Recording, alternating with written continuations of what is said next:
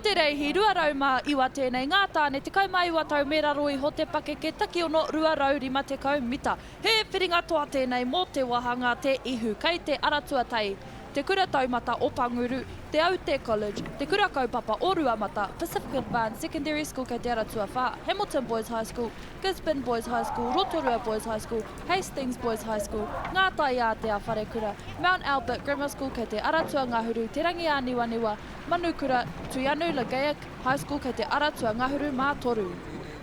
As we head to the start line, we're off with a red flag. Here we go. This is the race to watch.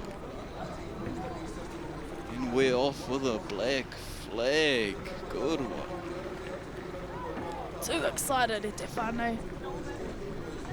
This is our quality field. Hamilton Boys, Gisborne Boys, and we're off with a green flag out there in lane 5. Hamilton Boys High School, I te aratua rima. They are strong as they go down this 250 metre course. They are pumping. Ko te aratua rima, te aratua ono, te aratua whitu rānei. But out there, lane 13, Tahiti, they are pumping out there, whānau.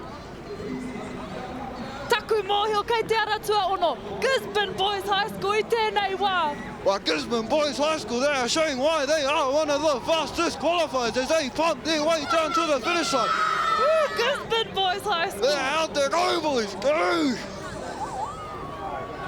Ko Waka, hua, As they come down to the back and it's them and lane 13, but I think it's going to be lane 6, Gisborne Boys High School. Oh no, Tahiti, your 2025 champions. Tuarua mai, ko te aratua whitu, Rotorua Boys High School. Felicitations, brothers. Uhu, a tātou whanaunga no Tahiti. Aha, kua I tuatahi mai te aratua ngahuru mā toru. Our lane 13 is an exhibition team. Nō reira, ka huri ko te whakaihu aka. Ki te aratua ono, Gisborne Boys High School.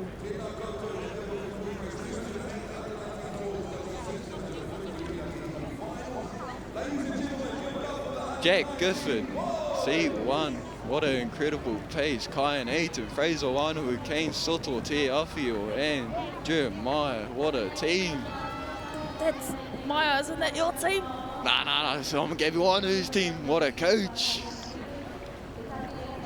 Atu I tūranga nui a kiwa, te aratua ono a tātou whakaihu aka, Gisborne Boys High School.